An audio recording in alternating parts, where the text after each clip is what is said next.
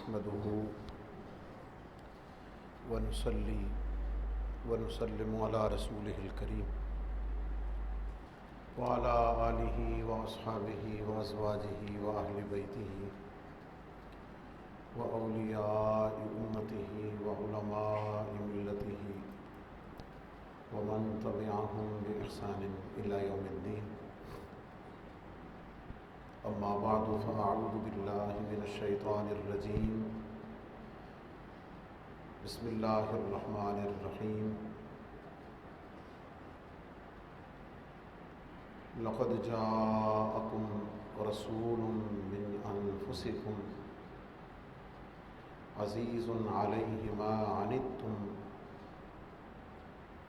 حريص عليكم بالمؤمنين رؤوف رحيم.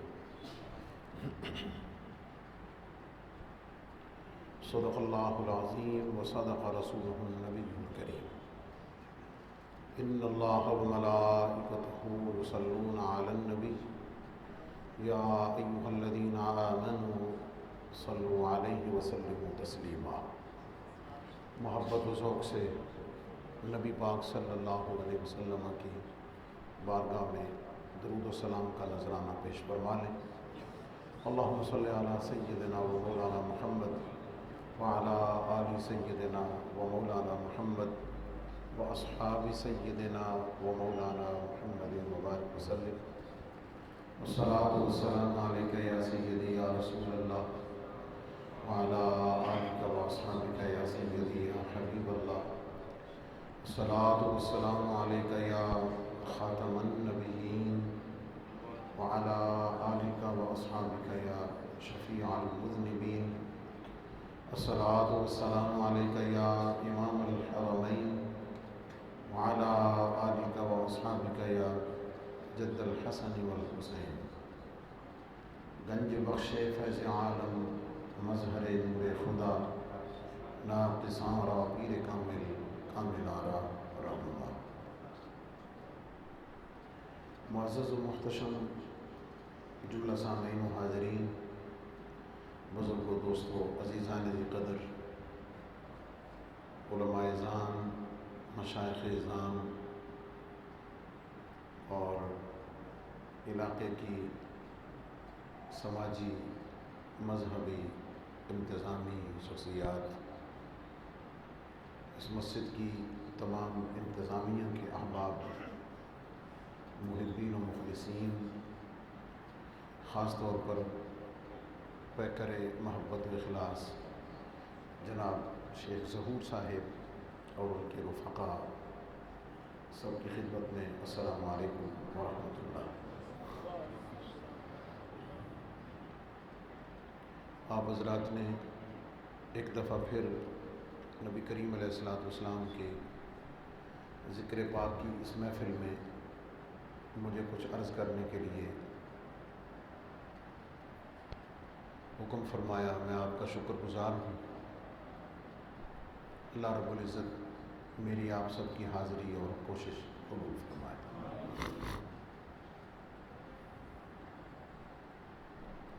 جس دور سے میں اور آپ گزر رہے ہیں، سوشل میڈیا نے اور الیکٹرانک میڈیا نے 6-8 سال کے بچے کو بھی اتنی اویئرنیس دے دی ہے کہ وہ چیزوں کو لاجیکلی سمجھنے کی کوشش کرتا ہے. میرے آپ کے لیے سب سے بڑا چیلنج موجود اور آنے والی نسلوں کو اپنے مذہب کے بارے میں، اپنی دینی اخلاق کے بارے میں، دینی تعلیمات کے بارے میں، ان عمدہ اخلاقیات کے بارے میں روشناس کرانا ہے. ان کی قلب و نظر میں اس محبت خدا اور محبت مصطفیٰ صلی اللہ علیہ وسلم کو آگے منتقل کرنا ہے کہ جو امانت مجھے اور آپ کو، میرے اور آپ کے بزرگوں نے، ماں باپ نے اچھے ماحول نے اور اساتذہ نے منتقل فرمائی۔ آپ جانا چاہتے ہیں تو چلے جائیں، وہ آپ کو بار بار اشارہ کر رہے ہیں۔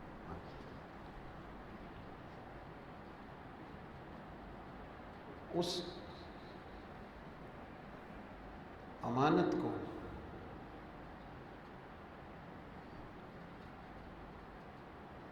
صرف جذبات کے ساتھ، طاقت کے ساتھ جکڑنے کے ساتھ آگے منتقل نہیں کیا جا سکتا، اسے بڑی حکمت کے ساتھ، بڑی رواداری کے ساتھ، اور خاص طور پر بڑے مضبوط دلائل کے ساتھ لاجیکلی ہی آپ اسے آگے منتقل کر سکتے ہیں۔ آج آپ اگر اپنی بہن بیٹی کو کہیں کہ حجاب کیا کرو،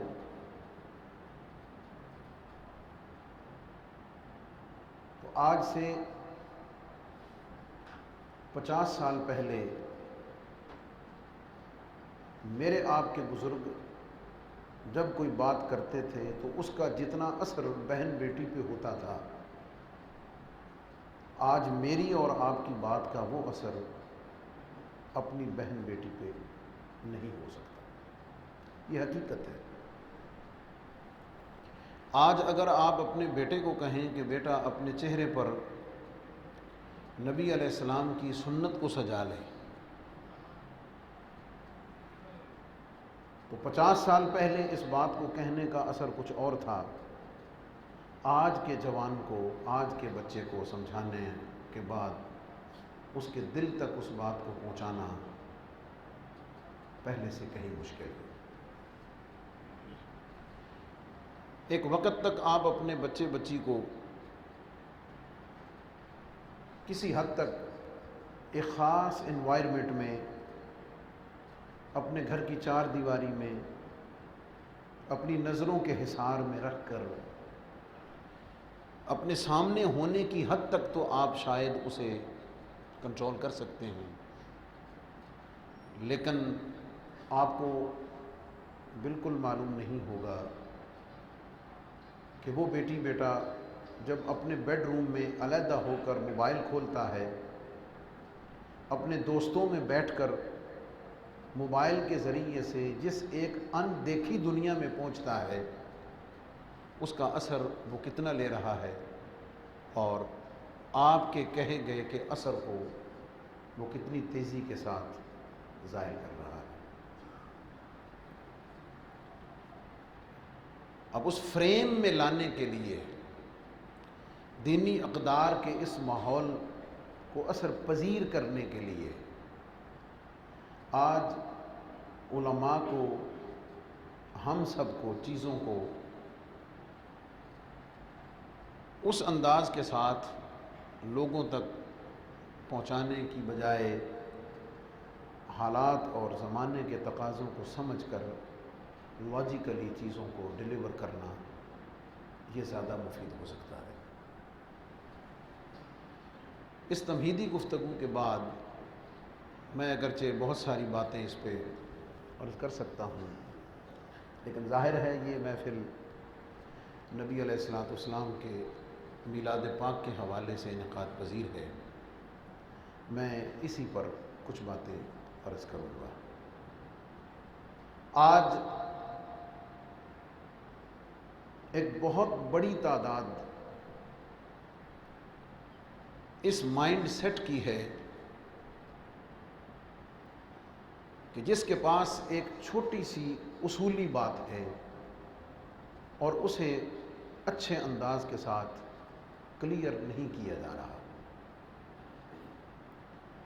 اسے جذباتی انداز میں، اسے جوش کے انداز میں، اسے طیش کے انداز میں تو سمجھانے کی کوشش کی جا رہی ہے، لیکن وہ بات جس ذریعے سے اس طبقے تک پہنچی ہوئی ہے، اس نے پہنچانے کے لیے کسی جوش کا سہارا نہیں لیا، کسی طیش کا سہارا نہیں لیا، بلکہ اس نے لاجیکلی، سائنٹیفکلی اس چیز کو اس کے دماغ میں فٹ کیا ہے۔ وہ چیز کیا ہے؟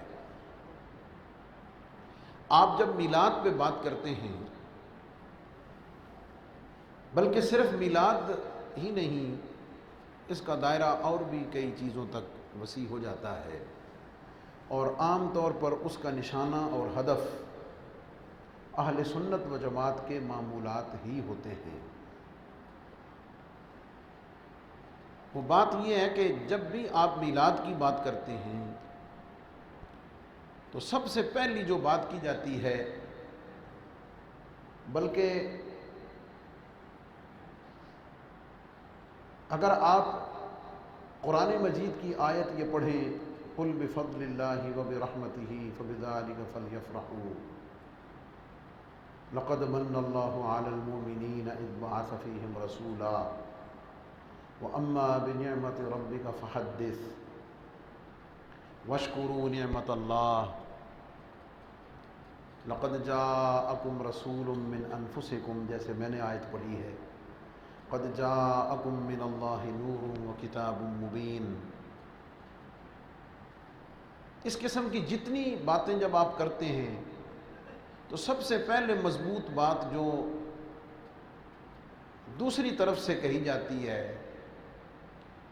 کہ یہ قرآن اترا ہے نبی پاک علیہ السلام پر، اور اس کو اولین سمجھا ہے حضور کے صحابہ نے۔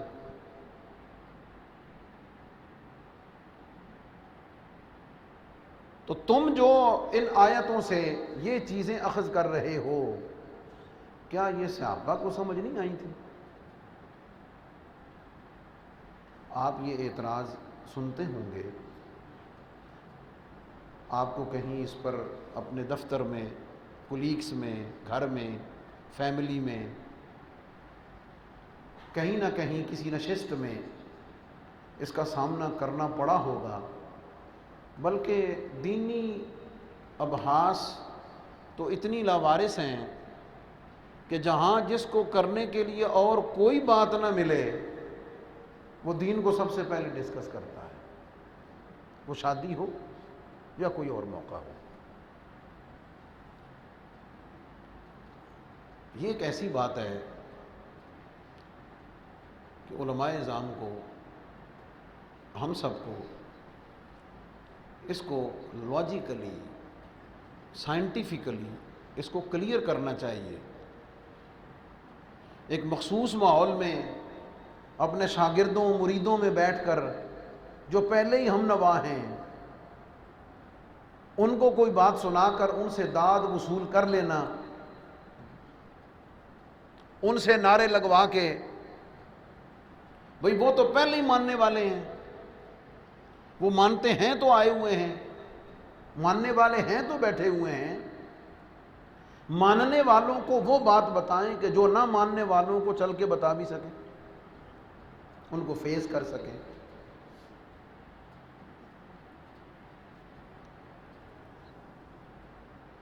دوسری بات کہ کیا حضور علیہ السلام کے صحابہ نے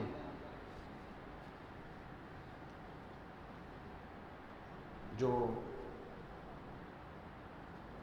حضور علیہ السلام نے فرمایا خیر القرون قرنی ثم الذین یلونہم ثم الذین یلونہم ثم الذین یلونہم، جو خیر القرون کے لوگ ہیں، کیا انہوں نے ان سارے افعال کو کیا ہے؟ میں اور آپ جن کی بنیادیں مضبوط ہیں، جنہوں نے یہ تہیہ کیا ہوا ہے کہ بھئی یہ کہنے والے جو مرضی کہتے رہیں، ہم نے تو چلتے رہنا ہے، ٹھیک ہے، محبت اور عشق اور ایمان کا تقاضا یہی ہے، لیکن کیا یہ سوچ جو میری اور آپ کی یا ماننے والوں کی ہے، کیا سب کی یہی ہے؟ ہم کسی کو زبردستی اس قافلہ عشق و محبت میں ملا تو نہیں سکتے، شامل تو نہیں کر سکتے، لیکن ہم کم از کم اس کی علمی اور ذہنی تشفی کر کے اسے اس راستے میں روڑے اٹکانے سے تو روک سکتے ہیں۔ ہم اسے مخالفین کے صف سے نکال کر کم از کم خاموش رہنے والوں میں تو کر سکتے ہیں، جیسے ہم بہت ساری جگہ پہ مخالفین میں نہیں ہیں، خاموش رہنے والوں میں۔ یہ سارا سوال ہے ابھی تک جو میں مختلف اینگل سے آپ کے سامنے رکھ رہا ہوں۔ جواب اس کے بہت سارے ہیں، لیکن ظاہر ہے جواب اگر سوال مضبوط اور لاجیکل ہو تو جواب بھی اس سے زیادہ مضبوط ہونا چاہیے۔ اس بات کو سمجھیں، اللہ رب العزت نے اور اس کے محبوب صلی اللہ علیہ وسلم نے دین کے اندر جو احکامات عطا کیے ہیں، قرآن میں جو آیات عطا کی ہیں، اللہ فرماتا ہے کہ هو الذی انزل علیک الکتاب منہ آیات محکمات ہن ام الکتاب وَأُخَرُ مُتَشَابِهَاتٌ۔ قرآن مجید میں اللہ نے جو آیات اتاری ہیں ان میں کچھ آیات محکمہ ہیں اور کچھ آیات متشابہات ہیں، اور اللہ فرماتا ہے کہ جو محکم آیات ہیں ہن ام الکتاب، مقصود وہی ہیں۔ نبی کریم علیہ السلام سے جو امور ثابت ہیں احادیث صحیحہ سے، مستند احادیث سے، اس کی درجہ بندی ہے، اور اللہ کریم بہت اچھی جزا عطا فرمائے پوری امت کی طرف سے ان علماء، محدثین، مفسرین، محققین کو جنہوں نے اپنی زندگیاں خرچ اور صرف کر کے اپنے صبح و شام صرف اور صرف دین کو سمجھنے سمجھانے اور چیزوں کو اخذ کر کے امت کی دین کی خدمت کرنے میں خرچ کی ہیں۔ ہم اس کو شاید مکمل پڑھ بھی نہ سکیں جو وہ لکھ چکے ہیں، کمپلیٹ ہم شاید اس کو پڑھ بھی نہ سکیں۔ اس کی جو درجہ بندی کی ہے وہ ہر مسلمان کو پتہ ہے۔ پہلا درجہ فرض کا ہے، پھر واجب کا ہے، پھر سنت مؤکدہ کا ہے، پھر سنن غیر مؤکدہ کا ہے، پھر نوافل کا ہے، پھر مستحبات کا ہے۔ یہ درجہ بندی ہے، اور کسی بھی عمل اور کسی بھی فعل کو اس کے درجے کے مطابق سمجھا جائے گا کہ یہ کام کرنا فرض ہے، یہ کام کرنا سنت ہے، یہ کام کرنا واجب ہے۔ اگر سنت ہے تو سنت مؤکدہ ہے یا غیر مؤکدہ ہے یا نوافل میں سے ہے یا مستحبات میں سے ہے۔ اس درجہ بندی میں لانے کے بعد پھر اس کے مطابق ہمیں اس کا حکم اور فیصلہ کرنا ہوگا۔ جو فرائض ہیں ان کا ثبوت قطعیات سے ہے علماء کے لیے۔ جو قطعی الثبوت اور قطعی الدلالہ ہیں وہ فرائض ہیں، جو قطعی الثبوت اور ظنی الدلالہ ہیں وہ واجب میں ہیں۔ اپنے ثبوت کے اعتبار سے جو جس لیول تک پہنچتا ہے وہ اسی درجے پہ جا کے سنت مؤکدہ ٹھہرتا ہے، غیر مؤکدہ پہ آ جاتا ہے، نوافل پہ آ جاتا ہے، مستحبات پہ آ جاتا ہے۔ اس تمہید کے بعد اب سمجھیں، فرائض واضح ہیں، فرائض کلیئر ہیں، وہ نصوص سے ہیں، اس میں کسی قسم کی کوئی تبدیلی ممکن ہی نہیں۔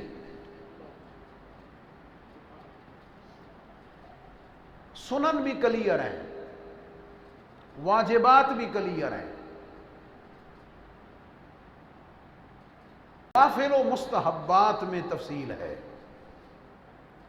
اور وہ بدلتے زمانے اور حالات کے ساتھ ان کا حکم علماء واضح فرماتے رہتے ہیں، امت کو بتاتے رہتے ہیں۔ قیامت تک کوئی شخص اب کسی چیز کو ارکان میں سے فرض نہیں کر سکتا، واجب قرار نہیں دے سکتا، سنت بھی نہیں دے سکتا، کیونکہ وہ تو سنت مصطفیٰ صلی اللہ علیہ وسلم کی صراحت ہو چکی ہے۔ آنے والی چیزوں کو وہ ان کیٹاگریز میں سے کسی میں فال کر کے بتائے گا کہ یہ کام کرنا سنت کے درجے میں آتا ہے، یہ مستحبات کے درجے میں ہے، یہ نوافل کے درجے میں ہے، یا اس کی اہمیت اور قطعیت کس لیول کو جاتی ہے۔ اس تمہید کے بعد بڑا سادہ سا جواب، اور وہ جواب کئی چیزوں کو شامل ہے،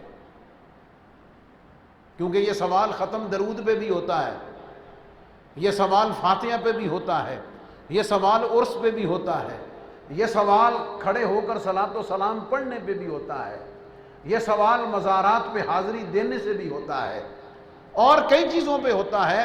یہ جواب ان سب کو کافی ہوگا۔ بھئی سب سے پہلے یہ تو کلیئر کریں نا کہ میلاد منانا فرض ہے، واجب ہے، سنت ہے، مستحب ہے، کس درجے میں ہے۔ جب کلیئر ہو جائے گا اس پر گفتگو پھر اسی لیول کی ہوگی، اسی حساب سے ہوگی، دلیل بھی اسی حساب سے ہوگی۔ میں حیران ہوتا ہوں، بہت سارے علماء ہمارے، علماء تو میں نہیں کہہ سکتا، اہل علم کا تو ایک اپنا وقار ہوتا ہے، وہ اس متانت اور وقار کے دائرے سے باہر نہیں آتے ہیں۔ یہ جو واعظین ہیں، اور واعظین سے بھی وہ مراد ہیں کہ جو صرف اپنی آواز اور طرز کے بل بوتے پر، سر کے بل بوتے پہ، سرور کے بل بوتے پہ چیزوں کو کھینچ تان کے پتہ نہیں کہاں سے نکال کر لے آتے ہیں، میں ان کی بات نہیں کر رہا۔ وہ بہت ساری چیزوں کو کسی ایسی طریقے سے نکال کے پھینک دیتے ہیں کہ جس کی وضاحت اہل علم کے لیے مشکل ہوتی ہے۔ اس تمہید کے بعد اب سمجھیے کہ میلاد ہے کیا۔ یہ تمہید آپ کو سمجھ آ گئی، ذہن میں آ گئی بات؟ اب سمجھیے کہ میلاد ہے کیا۔ یہ میں نے آپ کے سامنے ایک سٹینڈرڈ رکھا ہے، کسوٹی رکھی ہے۔ اب اس کے بعد ہم تھوڑی میلاد کی وضاحت کر کے ہم خود سمجھ جائیں گے کہ یہ کس درجے میں ہے اور اس کا حکم کیا ہے۔ میلاد کیا ہے؟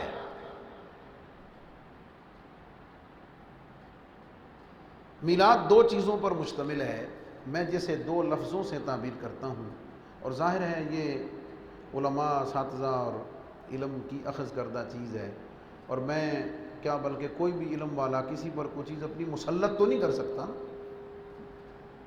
ڈیلیور کر کے دعوت فکر دے سکتا، اہل علم کی خصوصی توجہ کے لیے۔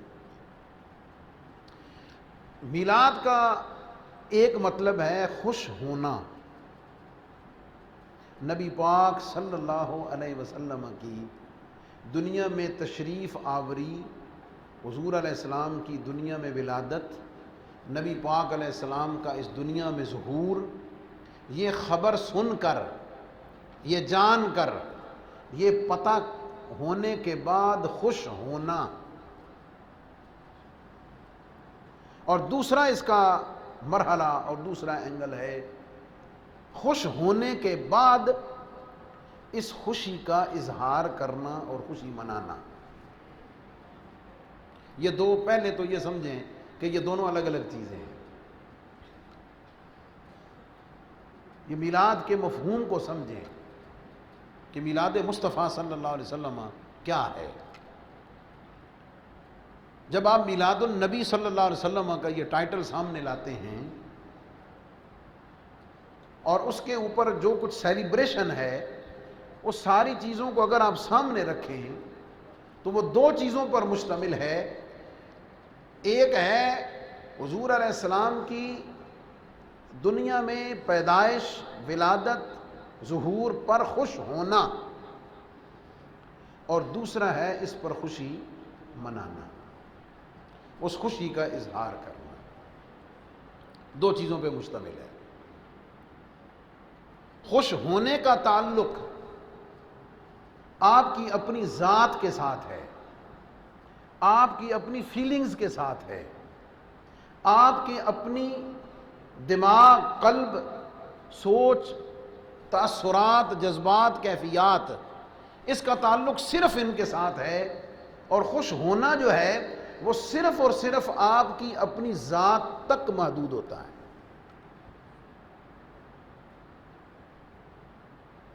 میں ایک سادی سی مثال سے ایکسپلین کر دیتا ہوں۔ کوئی دوست کسی باہر ملک میں رہتے ہوں، ان کے بیوی بچے یہاں ہوں، چھٹی کاٹ کے قریب ہی گئے ہوں، انہیں اطلاع ملے ٹیلی فون پر، اس کی والدہ، والد، بھائی، بہن بتائے کہ آپ کو مبارک ہو، اللہ نے آپ کے گھر بیٹا دیا ہے۔ توجہ ہے آپ؟ یہ اس کو خبر ملی ہے۔ یہ کیا ملی ہے؟ یہ خبر خوشی کی ہے یا غم کی ہے؟ خوشی کی خبر ہے۔ اس کو اطلاع دی گئی، وہ اس خوشی والے انوائرمنٹ میں ہے نہیں، وہ گھر میں ہے نہیں، اس میں فزیکلی انوالو نہیں ہے، اس پورے انوائرمنٹ سے باہر ہے۔ اس کو صرف اطلاع ملی، خبر ملی کہ تمہارے گھر بیٹا ہوا ہے۔ جب اسے یہ خبر ملی ٹیلی فون پر، اس وقت اس کے دائیں بائیں دو چار دوست بیٹھے ہوئے تھے، دو چار دوست بیٹھے ہوئے تھے۔ جب اس نے فون پر یہ خبر سنی کہ اللہ نے اسے بیٹا دیا ہے، آپ کا کیا خیال ہے؟ جو اس کے دائیں بائیں دو چار چھ لوگ بیٹھے ہوئے ہیں، وہ اس کے فیس ایکسپریشنز کے، اس کے تاثرات سے، اس کی کسی بات یا جملے سے فوری سمجھ جائیں گے نا؟ کیا سمجھیں گے؟ کہ اس کو کوئی ایسی خبر ملی ہے جس سے یہ خوش ہوا ہے، جس سے یہ خوش ہوا ہے۔ کیا مطلب؟ خوشی کی خبر ملنے کے بعد اس کے چہرے کے تاثرات بغیر کچھ بولے، بغیر کچھ کہے بھی ظاہر کر دیں گے۔ اور اگر وہ نہ بھی بتائیں تو برابر بیٹھے ہوئے دوست پوچھیں گے، پاجی بڑے خوش لگ رہے ہو، خیر ہے؟ خیر دا فون سی؟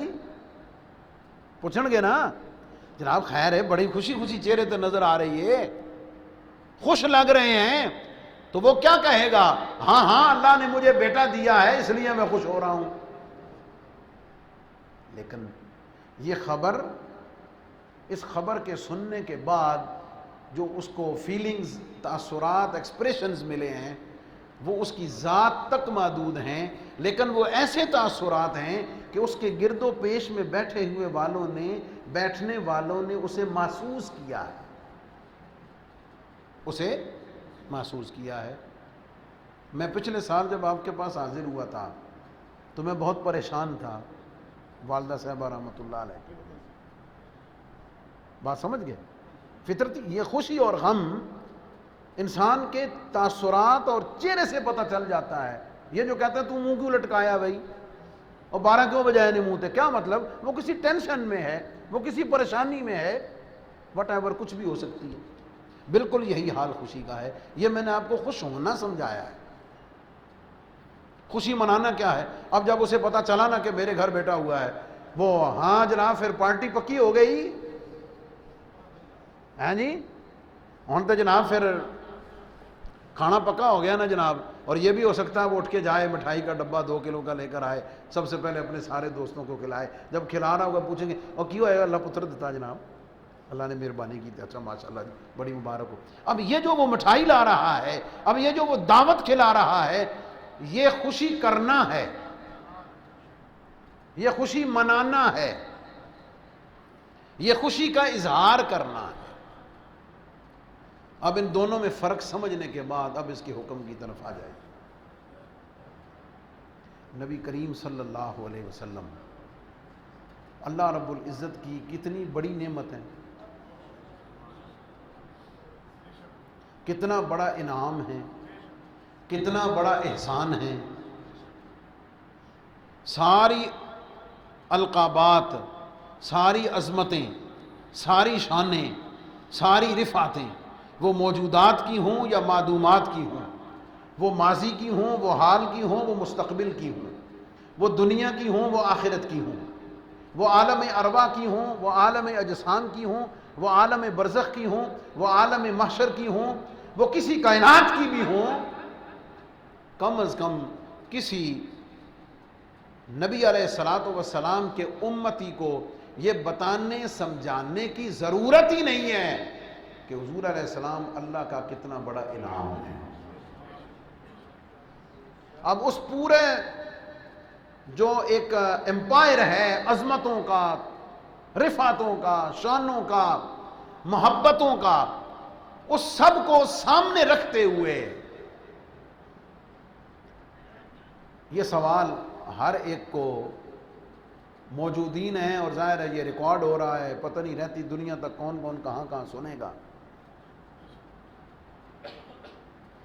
اس کو اپنے آپ سے سب سے پہلا سوال یہ کرنا چاہیے کہ جب اسے پتہ چلا، جب اسے اطلاع ملی کہ نبی علیہ الصلوۃ والسلام کی ولادت، حضور علیہ السلام کا ظہور، نبی پاک علیہ السلام کی جلوہ گری ماہ ربیع الاول میں ہے، قطع نظر اس بات سے کہ تاریخ کون سی ہے، مشہور 12 ہے، مہینہ یہی ہے، اسے جب پتہ چلا کہ یہ ولادت مصطفیٰ کا مہینہ ہے، جب اسے یہ خبر ملی، وہ اپنے آپ سے پوچھے اس کی فیلنگز کیا تھی۔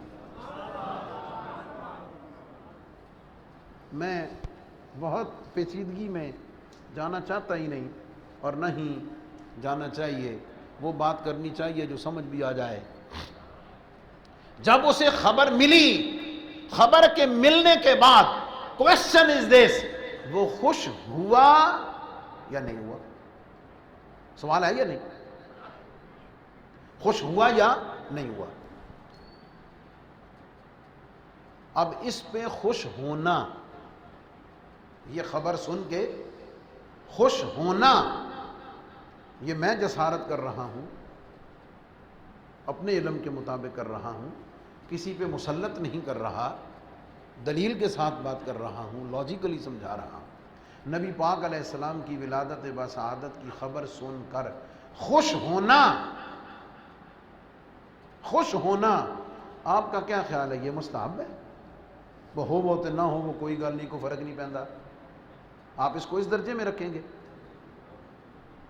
نبی علیہ السلام سے محبت کو ذرا ذہن میں رکھیں نا، حضور علیہ السلام سے تعلق کو ذہن میں رکھیں، حضور علیہ السلام کی وجہ سے جو برکتیں عطا ہوئی ہیں ان برکتوں کو سامنے رکھیں، نبی پاک صلی اللہ علیہ وسلم کی وجہ سے اللہ کے جو انعامات عطا ہوئے ہیں ان انعامات کو سامنے رکھیں، نبی پاک صلی اللہ علیہ وسلم کے جو احسانات ہیں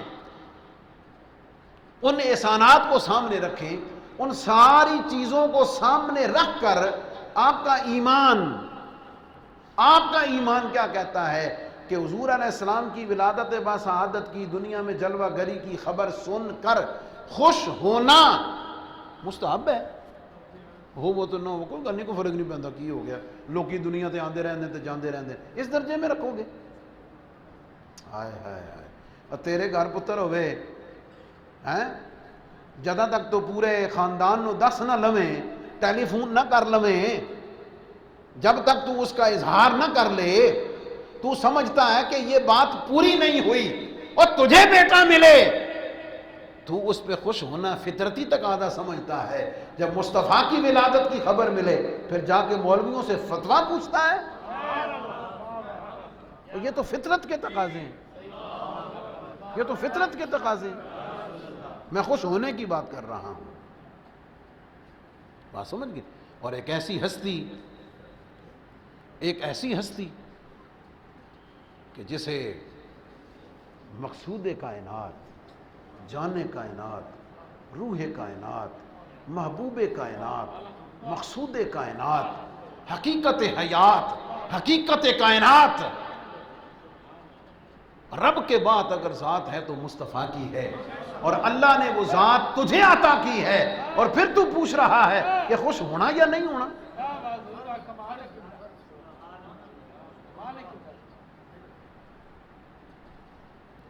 بہار جاں فضا تم ہو، بہار جاں فضا تم ہو، نسیم گلستاں تم ہو، بہار جاں فضا تم ہو، نسیم گلستاں تم ہو، بہار باغ رضوان تم سے ہے زیب جناں تم ہو۔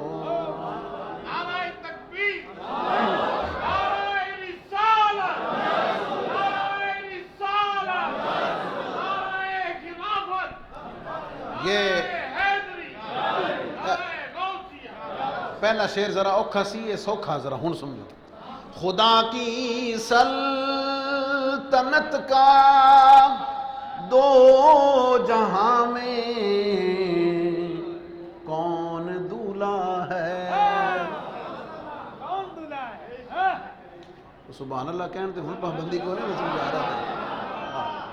آباد رہیے۔ خدا کی سلطنت میں دو جہاں کا کون دولہا ہے؟ تم ہی تم ہو، تم ہی تم ہو، تم ہی تم ہو، یہاں تم ہو وہاں تم ہو۔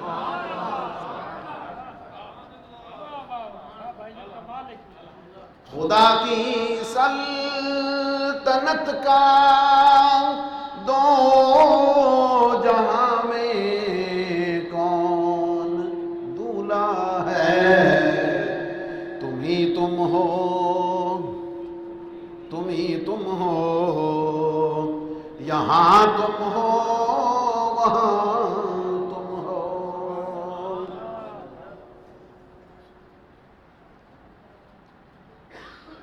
اتنی بڑی ذات جو اللہ رب العزت نے ہمیں عطا فرمائی، اس کے بارے میں تو یہ سوچتا ہے کہ بھئی خوش ہونا یا نہیں ہونا؟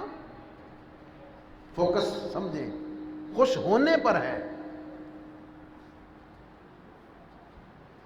سارے پڑھے لکھے لوگ بیٹھے ہیں، کوئی کہہ سکتا ہے جناب مفتی صاحب گلاں ویسے اپیل تے کر رہی ہیں، سمجھ بھی آ رہی ہیں، لیکن اگر اس پر کوئی قرآن سے دلیل ہو جائے تو کیا بات ہے؟ کوئی حرج بھی نہیں۔ بینگ مسلم ہماری مطلب بنیادی یا قرآن ہے یا حضور کا فرمان ہے۔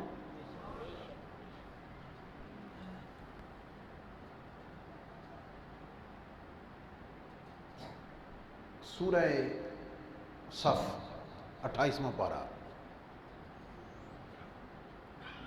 اللہ رب العزت کا فرمان ہے وَإِذْ قَالَ عِيسَى ابْنُ مَرْيَمَ۔ یہ میں آپ کو خوش ہونے پہ دلیل دے رہا ہوں قرآن سے، اور ابھی میں نے حکم ظاہر نہیں کیا، میں نے صرف آپ پر سوال چھوڑا ہے کہ جس لیول کی نعمت ہے، جس درجے کی نعمت ہے، اب فیصلہ مومن کا اپنا ایمان کرے گا نا، فیصلہ تو مومن کا اپنا ایمان کرے گا، اور اس کا فیصلہ تعین کرے گا کہ وہ نبی علیہ الصلوۃ والسلام سے اس کا تعلق کیسا ہے، وہ ظاہر کرے گا۔ اللہ رب العزت فرماتا ہے وَإِذْ قَالَ عِيسَى ابْنُ مَرْيَمَ يَا بَنِي إِسْرَائِيلَ إِنِّي رَسُولُ اللَّهِ إِلَيْكُمْ مُصَدِّقًا لِمَا بَيْنَ يَدَيَّ مِنَ التَّوْرَاةِ وَمُبَشِّرًا۔ یہ قرآن کا لفظ ہے، وَمُبَشِّرًا بِرَسُولٍ يَأْتِي مِن بَعْدِي اسمہ احمد۔ آپ میں سے سب کو شاید یہ پوری آیت تو یاد نہ رہے، لیکن ایک نام مبشر تو یاد رہ سی،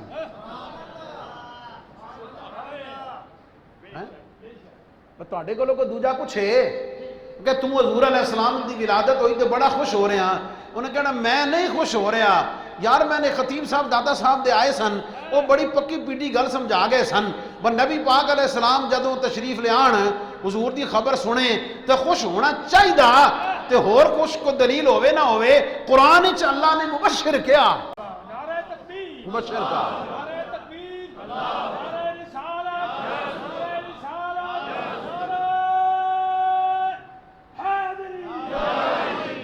آیت کا مفہوم سمجھ لیں ذرا، تاکہ دلیل کو سمجھنے میں آسانی ہو جائے۔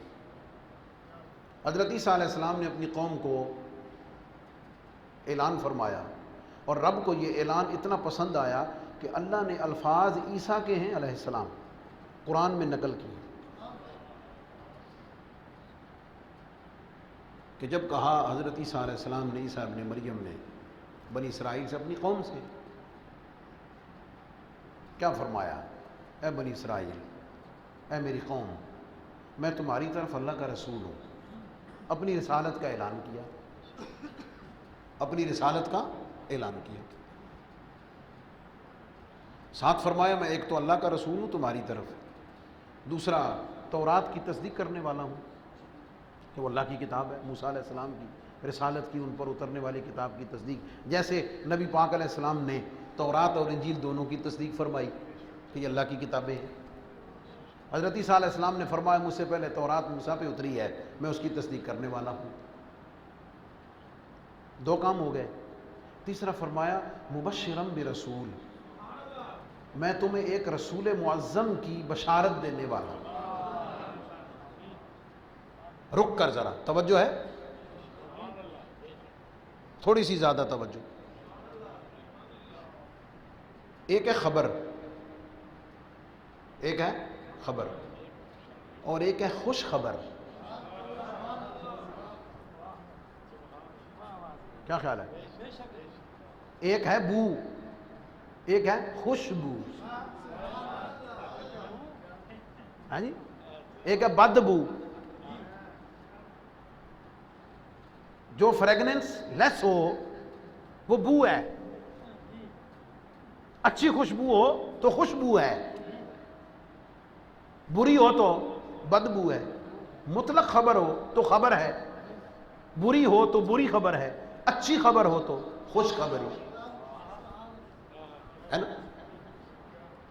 آدم علیہ السلام سے لے کر عیسیٰ علیہ السلام تک سارے انبیاء خبریں دیتے رہے، فرق یاد رکھیں، سارے انبیاء خبریں دیتے رہے، بتاتے رہے، اطلاع دیتے رہے کہ ایک عظمتوں والا رسول، اور میں اگر اپنے الفاظ میں کہوں تو وہ انبیاء بھی یہی کہتے تھے، بھئی ہم آ تو گئے ہیں، ہم تمہیں اللہ کا پیغام سنا تو رہے ہیں، ہم تمہیں وحی سنا تو رہے ہیں، ہم تمہیں احکامات سنا تو رہے ہیں، ہم تمہاری اصلاح کی کوشش کر تو رہے ہیں، ہم تمہیں نظام زندگی دیتے رہے ہیں، ہم تمہیں کامیابی کی ضمانت دے تو رہے ہیں، لیکن یاد رکھنا ابتدا ہو رہی ہے، اصل ابتدا اور اصل انتہا اور اصل کمال، اصل پیغام تو ایک اور رسول آئے گا، وہ آ کر دے گا، وہ دیتے آئے۔ لیکن جب عیسیٰ علیہ السلام کی باری آئی نا، انہوں نے صرف خبر نہیں دی، صرف خبر نہیں دی، خوشخبری دی۔ سوال یہ ہے کہ خبر خوشخبری میں کیسے بدلی؟ خبر خوشخبری میں کیسے بدلی؟ خوشخبری میں اس لیے بدلی کہ فرمایا یاتی من بعدی، فرمایا صدیوں سے انتظار ہو رہا ہے، صدیوں سے انتظار ہو رہا ہے، ہر نسل کو پتہ چلتا رہا، ہر امت کو پتہ چلتا رہا، ہر نبی اطلاع دیتا رہا، میری خبر میں خوشخبری ہے، اس لیے کب انتظار کی گھڑیاں ختم ہونے والی ہے۔ یاتی من بعدی، یہ خوشخبری اس لیے ہے کہ اب میرے بعد اس کے سوا کوئی اور نہیں آنا، اب میرے بعد وہی عظمتوں والا آنے والا ہے۔ اس لیے خبر اوپر والے لیول پہ جا کے خوشخبری بن گئی، اور وہ اپنی انتہا کو اس وقت پہنچی جب حضرت عیسیٰ علیہ السلام نے فرمایا وہ میرے بعد وہ آنے والے ہیں، وہ تشریف لانے والے ہیں، اب میرے بعد وہی آئیں گے، میں تمہیں خوشخبری سنا رہا ہوں۔ اور صرف یہی نہیں، کسی کنفیوژن میں مت چلے جانا، کوئی اور ہمیں اٹھ کے کہہ دے تو ذرا چیک کر لینا، یاتی من بعدی، میں جس کی بات کر رہا ہوں اسمہ احمد، اس کا نام نامی احمد ہوگا۔ اب پکی پیڑھی خبر، نال خوش خبر۔ آپ کو میں دعوت مطالعہ دیتا ہوں، علماء موجود ہیں، ان کے پیش نظر ہے بشرا یبشر تبشیرن مبشرن مبشرن، اس مادے سے بشارت مبشر، یہ سارے الفاظ اٹھا کر دیکھیں، امام راغب اصفہانی سے لے کر المنجد تک لغت کی کتاب اٹھا کر دیکھ لیں، آپ کو اس میں لکھا ہوا کیا ملے گا؟ توجہ ہے؟ میں جو بات سمجھانے لگا ہوں وہ اس کا کلائمیکس ہے، خوش ہونے والی بات ہے، اس پر دلیل قرآن سے۔ بشارت، خوشخبری، جو دینے والا ہے وہ مبشر ہے، جس کو خبر دی جا رہی ہے وہ مبشر ہے، جن تک پہنچ رہی ہے وہ مبشر ہے، جو دینے والا ہے وہ مبشر ہے۔ لغت یہ کہتی ہے، اس لفظ کا مطلب یہ کہتا ہے کہ جس چیز کی خبر دی جا رہی ہے وہ خوشخبری اس وقت بنتی ہے، خوشخبری وہ ہوتی ہے کہ جب سنانے والا وہ سنا رہا ہو،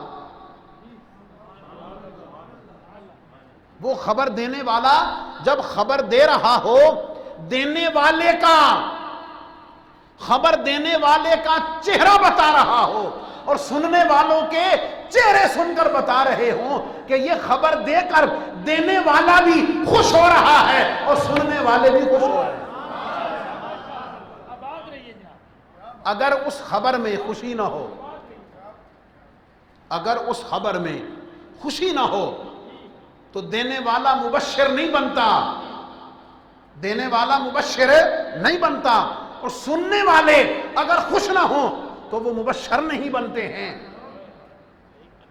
قرآن کی آیت یہ بتاتی ہے عیسیٰ علیہ السلام خبر دیتی تا دینے دے خوش سن، جملوں پہ دھیان ہے۔ عیسیٰ علیہ السلام نے،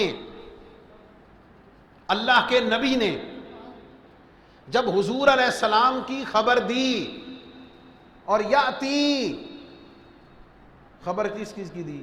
آن دی۔ خبر کس کی دی؟ تشریف لانے کی،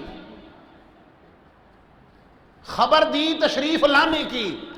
قرآن کی آیت کا اسلوب یہ بتاتا ہے عیسیٰ علیہ السلام جب یہ خبر دے رہے تھے، خبر دینے والے اللہ کے نبی خبر دیتے ہوئے خوش ہوئے، اور سننے والے عیسائی اس زمانے کے سن کر خوش ہوئے۔ میں پوچھنا چاہتا ہوں عیسیٰ علیہ السلام نبی علیہ السلام کی آنے کی خبر دے کے خوش ہوں، اور عیسائی اس زمانے کے سن کر خوش ہوتے ہیں، اللہ نے تجھے نبی دیا ہے، تو ہم سے پوچھتا ہے کہ خوش ہونا ہے یا نہیں ہونا؟ تجھے پوچھتا ہے؟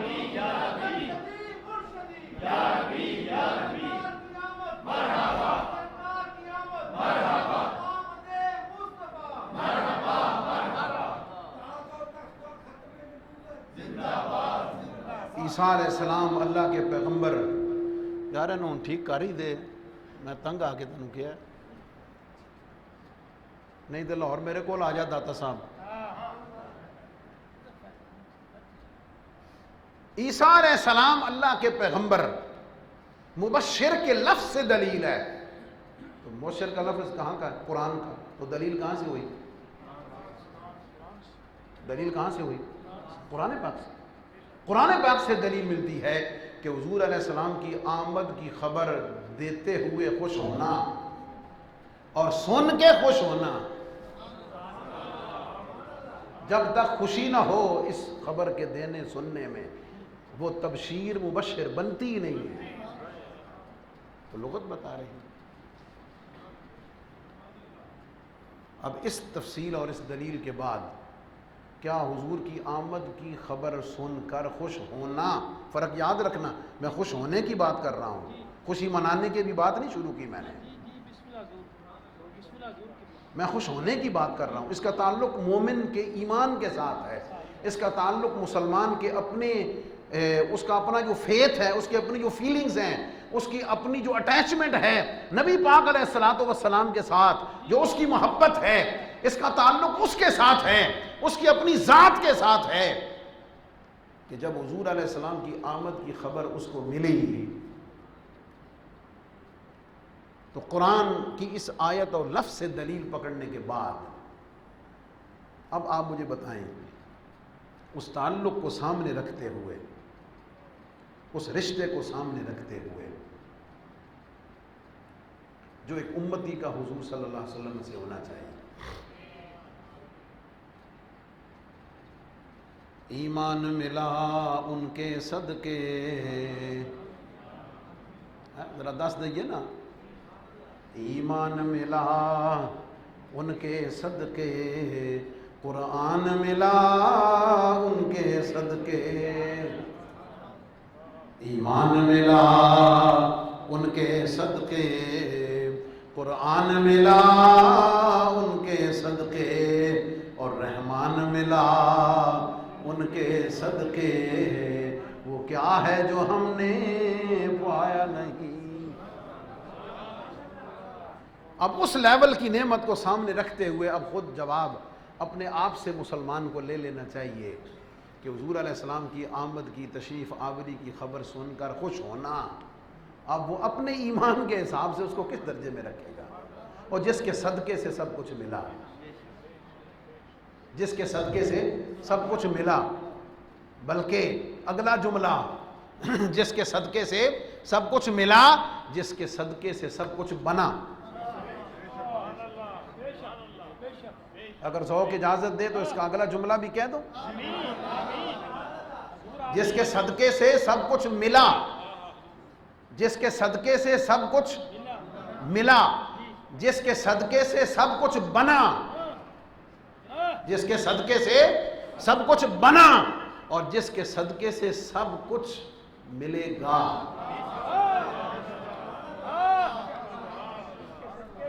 ہاں جی، یہ جذباتی گل نہیں، حقیقت والی گل ہے۔ ایک تھوڑا سا تجزیہ آپ کے سامنے رکھوں، توجہ ہے جناب؟ اور اس میں حضور علیہ السلام کے عقیدہ ختم نبوت پر بھی نفیس سی دلیل ہے، سمجھنے والی، غور کرنے والی۔ وہ کیسے؟ یہ بھی سمجھیے گا کہ آج ہمارا جو ایمانی تعلق نبی پاک علیہ الصلوۃ والسلام کے ساتھ ہے، جو ریکوائرڈ ہے، وہ یہ ہے کہ بھئی ہم نبی پاک علیہ الصلوۃ والسلام کی ذات کے علاوہ ہم کسی کا سوچنا بھی کفر سمجھتے ہیں، ہے یا نہیں؟ سمجھ آ گئی؟ باقی سب حضور کے صدقے، حضور کے بعد، سمجھ آ گئی؟ ہم تو حضور کے غلاموں کی مثل ہمیں کوئی نہیں ملتی ہے، حضور کی مثل ہمیں کہاں سے نظر آتی ہے؟ ہاں، یہ بھی یاد رکھیں۔ ایک مسلمان صرف ایک کام کرتا ہے، صرف ایک کام، وہ کیا؟ کہ ایمان لاتا ہے، لا الہ الا اللہ محمد الرسول اللہ، اشہد ان لا الہ الا اللہ واشہد انک رسول اللہ صلی اللہ علیہ وسلم۔ اس کے بعد اسے جتنی توفیق ہوتی ہے وہ دین پر عمل کرتا ہے، اطاعت کی کوشش کرتا ہے، کرنی چاہیے۔ مقصود ہے صرف زبانی ذکر تک نہیں رہنا چاہیے، بلکہ جس کا ذکر کرتے ہیں پھر اس کی ذات تک، اس کی سنتوں تک، اس کے اسوہ تک پہنچنے کی بھی کوشش کرنی چاہیے۔ لیکن کام صرف ایک کرتا ہے کہ ایمان لاتا ہے، اپنی وابستگی غیر مشروط نبی پاک صلی اللہ علیہ وسلم کے ساتھ قائم کرتا ہے۔ ایک کم کیتا نا صرف، اب دیکھ تو صرف کلمہ پڑھ کے اس دائرے میں اندر آ گیا نا، حضور کے غلاموں کی صف میں آ گیا، نبی پاک علیہ السلام پر ایمان لانے والوں کے دائرے اس صف میں، اس لائن میں آ گیا ہے۔ بس تو تے اتنا کیتا، ہن ادھر ویکھ تیرے تے کرم کتنا۔ اس کے بعد اب وہاں سے تجھ پہ کرم کتنا ہے، وہاں سے تجھ پر عنایات کتنی ہیں، ذرا تھوڑا سا تصور کر لے۔ تو دنیا میں بعد میں آیا 1400 سال بعد، اور رب حبلی امتی کی دعاؤں کا خزانہ محبوب پہلے چھوڑ کے جا۔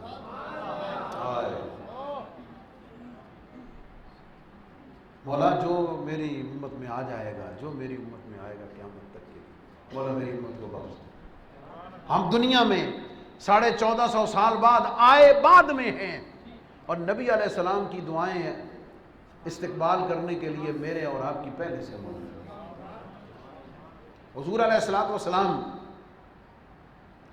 اطاعت اور اتباع کے اگر تو سانچے میں ڈھل جاتا ہے تیری دنیا سنور جائے گی، دنیا سنور جائے گی۔ لیکن اگر کوئی بغیر ایمان لائے بھی عمل کرے گا دنیا اس کی بھی سنور جائے گی، لیکن صرف دنیا ہی سنورے گی۔ تو جب عمل کرے گا اب صرف دنیا تک بات نہیں رہے گی، تو قبر میں اترے گا نا جب، تو نبی علیہ الصلوۃ والسلام اپنا جلوہ تجھے محبت والا پائے گا، اور سارے چھڑ کے واپس آ گئے جنہاں لئی سارا کچھ کیتا،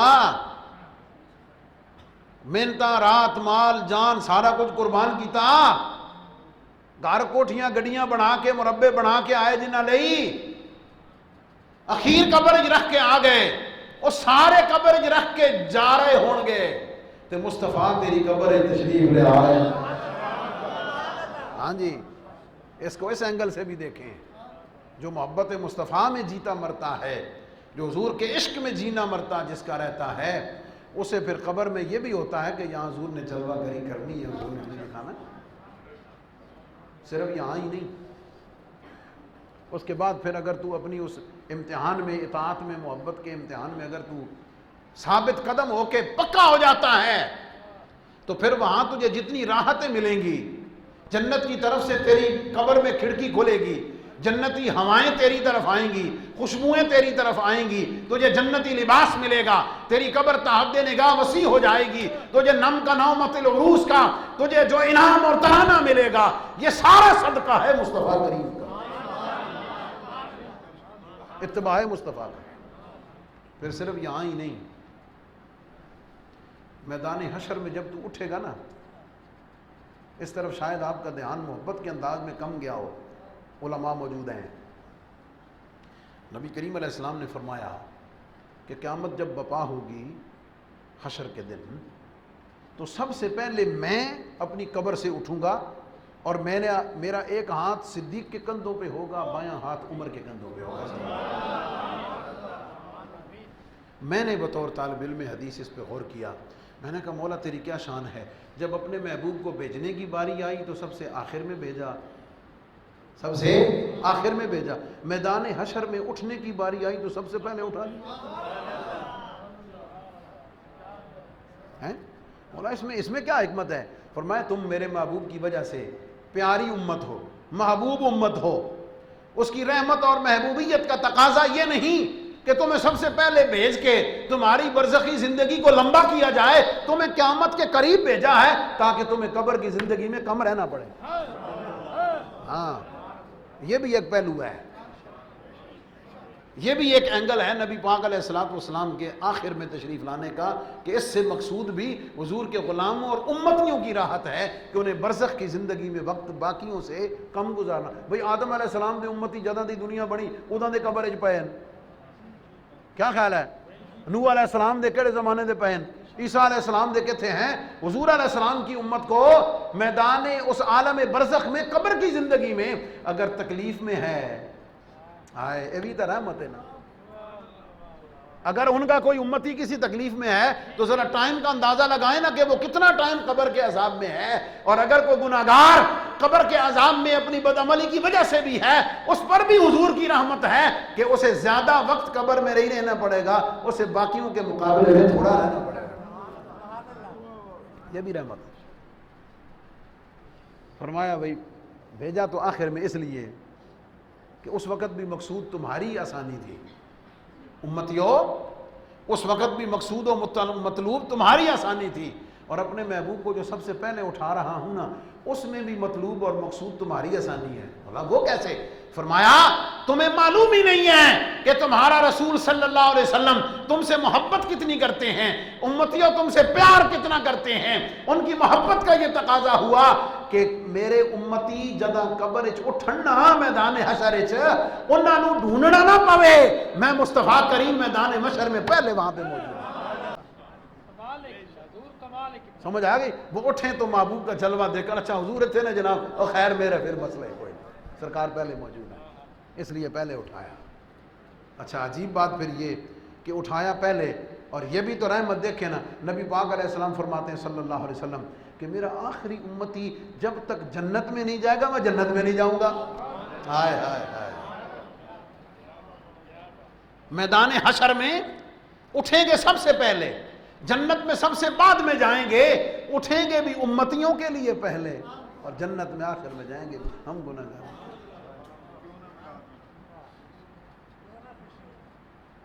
ہم سا خطا کار کون، ان سا شفیع ہے کہاں۔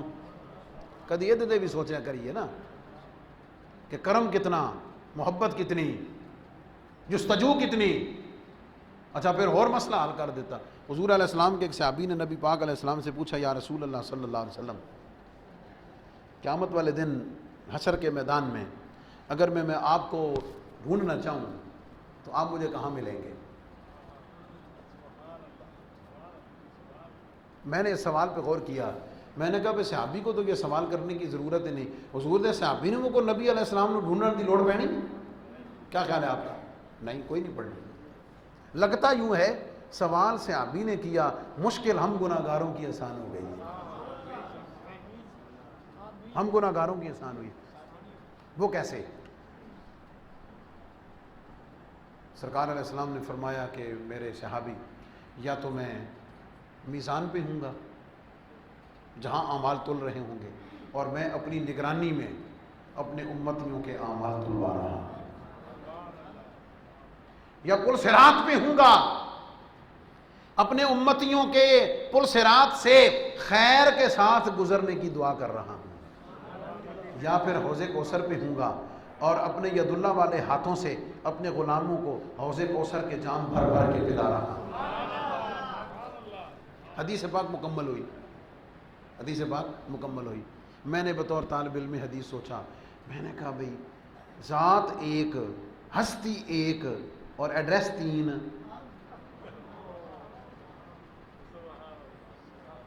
ہستی ایک ایڈریس تین۔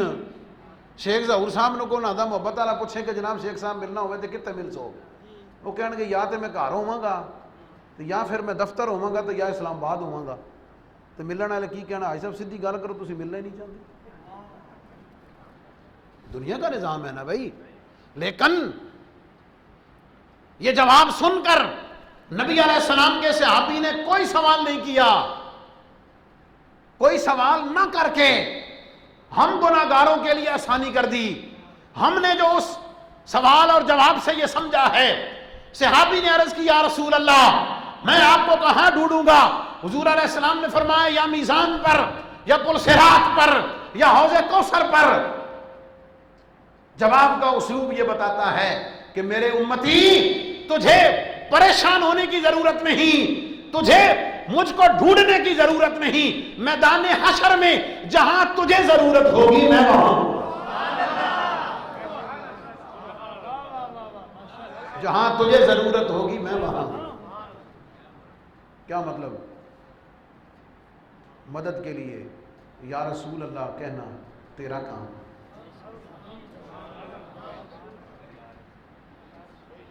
مدد کے لیے یا رسول اللہ کہنا تیرا کام ہے، تو جہاں بھی ہوگا تیری مدد کو پہنچنا میرا کام ہے۔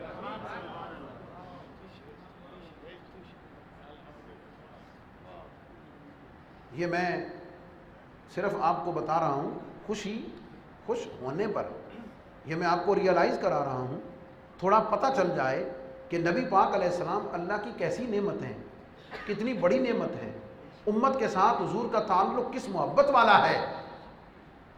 اور جو آیت میں نے پڑھی ہے وہ اس محبت والے تعلق کو ہی بتاتی ہے نا۔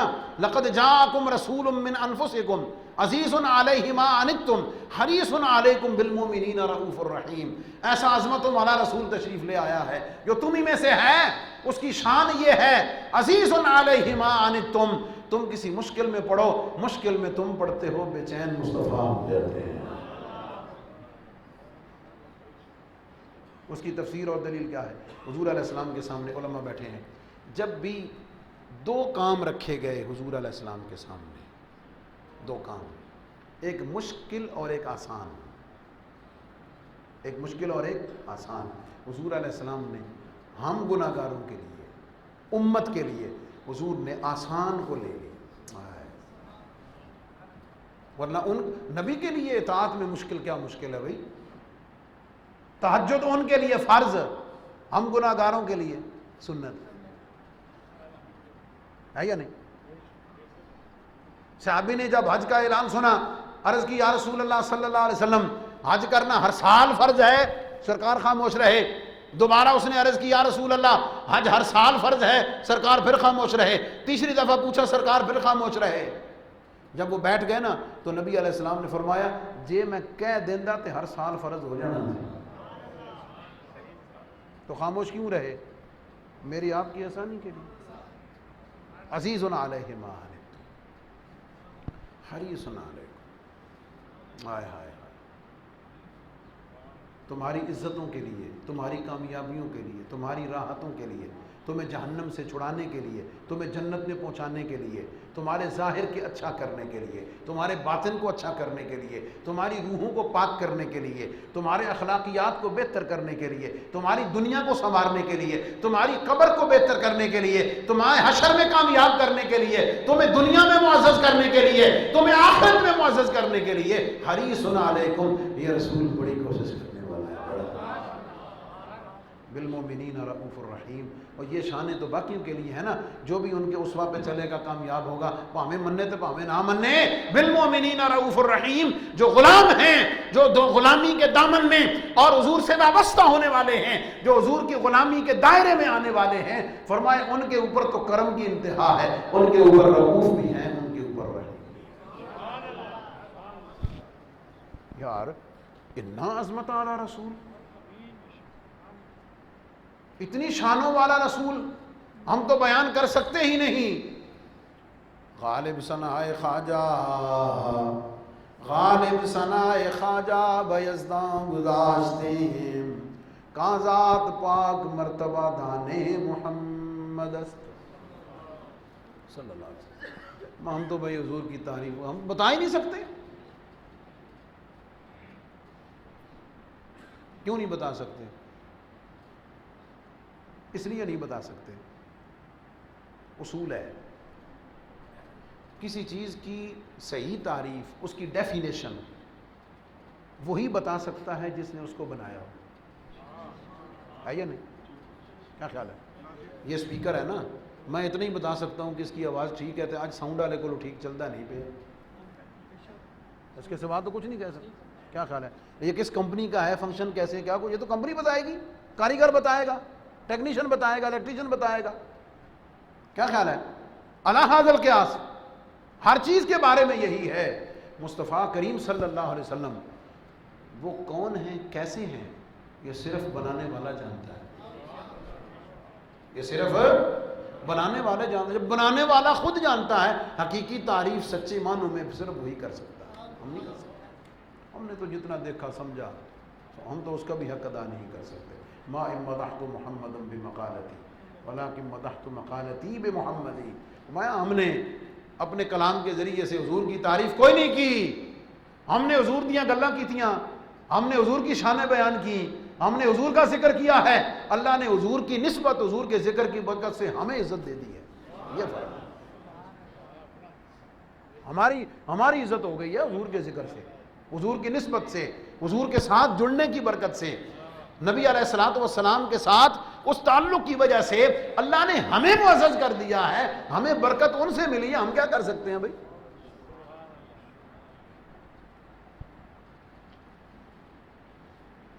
اس لیے اتنی شانوں، اتنی عظمتوں والا رسول اللہ نے عطا کیا۔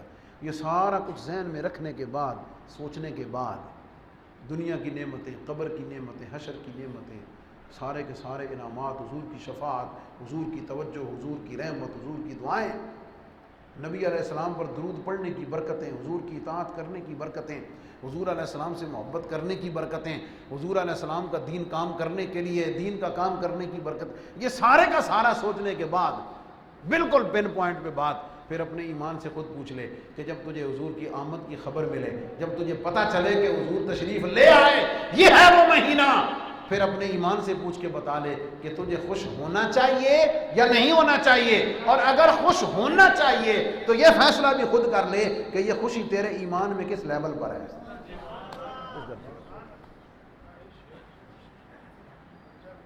رہی بات خوشی منانے کی، انسانی فطرت کا اصول ہے، بندہ جب خوش ہوئے نا تو خوشی دے اظہار دے رستے فطرت خود ہی اس کو سکھا دیتی ہے۔ ہاں، اور کسی استاد دی لوڑ نہیں پہنتی، محبت کے اظہار کے طریقے اندر سے خود پھوٹتے ہیں۔ نبی علیہ السلام کے صحابہ کو حضور علیہ السلام نے ٹریننگ دی تھی، حضور علیہ السلام نے ان کو سکھایا تھا کہ جب میں وضو کروں تو میرا پانی نیچے نہیں گرنے دینا۔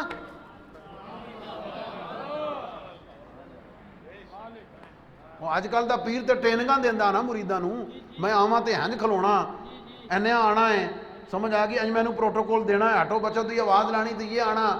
کیا خیال ہے؟ آج کل کا پیر تو کریٹ کرتا ہے، سارا کچھ بناتا ہے خود۔ عزت وہ جو دل میں اللہ خود ڈالے، محبت وہ جو اللہ خود دل میں ڈالے، کسی کو ٹریننگ نہ دینی پڑے، سکھانا نہ پڑے کسی کو۔ وہ آداب جو نبی علیہ السلام سے محبت کے، حضور علیہ السلام سے عشق کے، جو حضور علیہ السلام کے صحابہ نے ظاہر کیے ہیں، جو احادیث بخاری مسلم میں موجود ہیں، میں پوچھنا چاہتا ہوں وہ انہیں کس نے سکھائے، کس نے تعلیم دیے؟ اور اگر ذوق اجازت دے تو ادھر نالوں بھی اگلی گل کراں، ادھر نالوں وڈی گل کراں۔ اللہ نے قرآن میں جہاں نماز کے احکامات دیے، جہاں روزے کا حکم دیا، جہاں زکوٰۃ کا حکم دیا، جہاں حج کا حکم دیا، جہاں دیگر عبادات و اخلاقیات کا حکم دیا ہے، اسی رب نے اسی قرآن میں خود مصطفیٰ کریم کی بارگاہ کے آداب بھی اللہ نے خود سکھائے ہیں۔ یار دنیا کا اصول یہ ہے، چھوٹا بڑے کے آداب اور پروٹوکول کا لحاظ رکھتا ہے یا نہیں؟ رب کہاں؟ وہ تو رب ہے، وہ تو خالق ہے، وہ تو مالک ہے، وہ خالق و مالک ہو کر وہ سکھا رہا ہے اور بتا رہا ہے، اور میں خدا ہو کے تو ہن سکھا رہے ہیں، تو سا تو مصطفیٰ دے غلام ہو تو ہن کنا کرنا چاہیے؟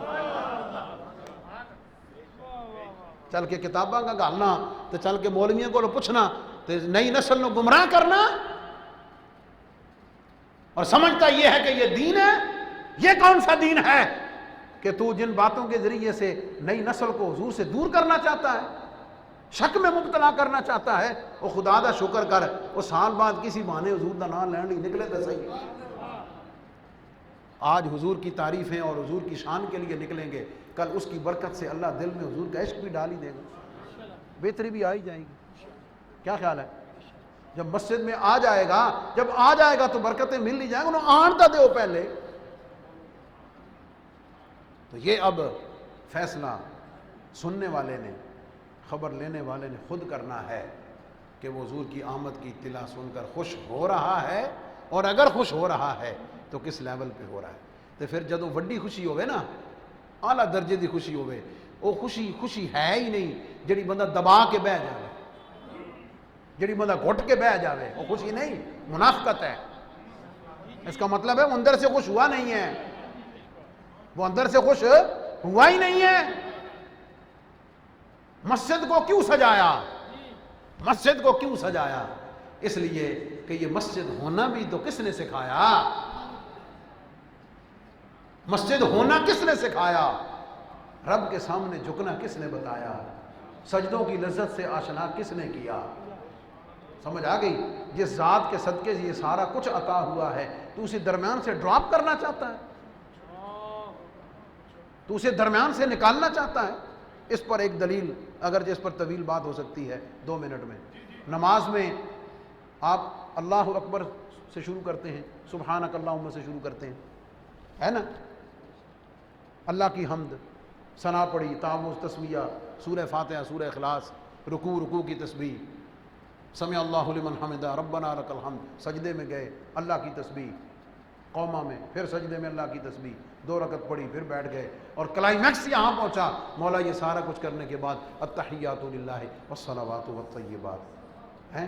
کسی جگہ کسی اور دا نام ہے، کسی اور دا تصور ہے، کسی اور دا خیال ہے، کسی اور پاسے دھیان ہے کسی دا، وہ انہا پیک تے پہنچا کے یکدم اللہ فرمایا السلام علیکم ایھا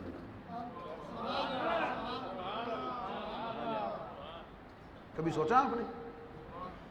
نماز مولا اسی تے نیت ہی کرنے ہیں، بندگی اللہ تعالیٰ دی، بندگی اللہ تعالیٰ دی، تے مولا جی بندگی ساری دی ساری تیری، ثنا تیرے لئی، سورہ فاتحہ تیرے لئی، اخلاص تیرے لئی، رکوع تیرے لئی، سجدہ تیرے لئی، تقدیس و تحمید و تحلیل ساری تیرے لئی، التحیات بھی تیرے لئی، اور سارا کچھ تیرے لئی، تے تو یکدم گڈی موڑ کے یو ٹرن لے کے فرمایا السلام علیکم ایھا النبی۔ کبھی سوچا آپ نے؟ ڈھیروں باتیں، یہ جو میں نے ڈراپ کرنے کی بات کی اس پر یہ دلیل دے رہا ہوں نماز سے۔ وہ کیا ہے؟ بندہ جناب نماز شروع کی تھی، اللہ کے قرب میں پہنچنے لگا، اللہ کے نزدیک ہونے لگا ہے، اللہ کی تحمید کر کے قیام کی حالت میں اللہ کے قریب ہوا، رکوع میں گیا پھر تھوڑا اور قریب ہویا، سجدے میں گیا پھر اور قریب ہوا، دوسرے سجدے میں گیا پھر اللہ کے حریم قدس میں۔ نماز مومن کی مسلمان امتی نماز کے ذریعے سے معراج کرنے جا رہا ہے۔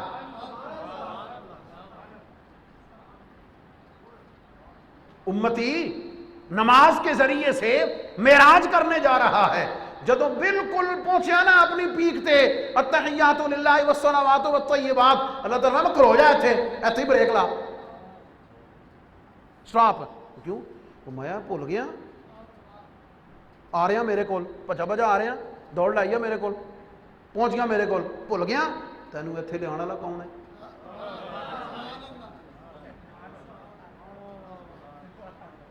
انہوں معراج بناؤ والا کون ہے؟ اے نماز تینوں تحفے دے طور تے پہنچان والا کون ہے؟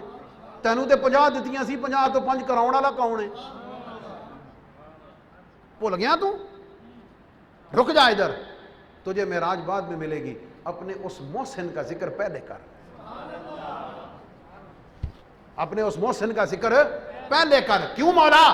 فرمایا وہ جدہ میرے کول آیا سی نا محبوب صلی اللہ علیہ وسلم، وہ جدہ میرے کول تشریف لے آئے سی، جہاں آ کے کچھ یاد نہیں رہتا، جہاں آ کے کچھ یاد نہیں رہتا، اور تیرے رسول صلی اللہ علیہ وسلم نے تو تجھے یہاں بھی مجھے یاد رکھا ہوا۔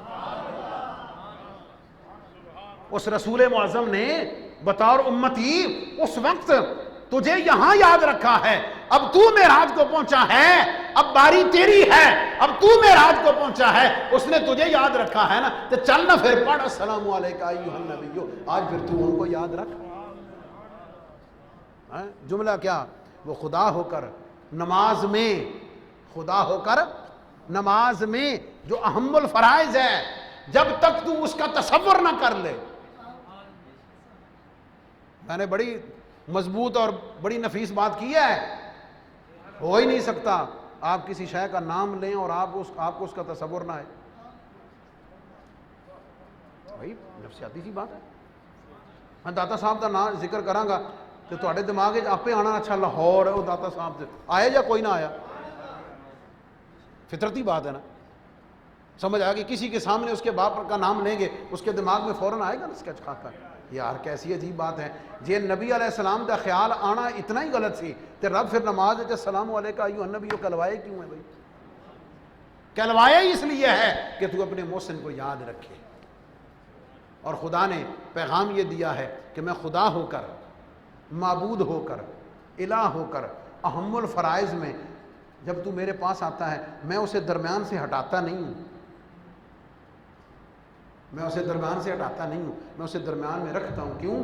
میں نے سارا کچھ تجھے اس کو درمیان میں رکھ کے دیا، میں نے سارا کچھ تجھے اس ذات کو درمیان میں رکھ کے تجھے دیا ہوا ہے۔ جب میں خدا ہو کر اسے درمیان میں رکھ کے تجھ تک پہنچاتا ہوں تو پھر تو امتی ہے، تو اسے درمیان سے نکال کے میرے تک آنا چاہتا ہے؟ وسیلتنا فی الدارین، صاحب قاب قوسین محبوب رب المشرقین ورب المغربین جد الحسن والحسین مولانا و مولا الثقلین کون؟ ابو القاسم محمد بن عبداللہ. حقیقت کیا؟ نور من نور اللہ. ہم غلاموں کے لیے کیا؟ یا ایھا المشتاقون بنور جمالہ بلغ العلا بکمالہ کشف الدجا بجمالہ حسنت جمیع خصالہ صلو علیہ وآلہ صلو علیہ وآلہ. سارے کہہ لو صلو علیہ وآلہ صلو علیہ وآلہ صلو علیہ وآلہ واصحابہ وسلموا تسلیما کثیرا کثیرا. میں نے جو کچھ کہا اللہ تعالیٰ اسے حضور کی بارگاہ میں قبول فرمائے، حضور علیہ السلام سے سچی محبت عطا فرمائے اور ہمیں حضور علیہ السلام کی آمد پر ہر خوشی سے بڑھ کر خوش ہونے کی، خوش کرنے کی توفیق عطا فرمائے. وآخر دعوانا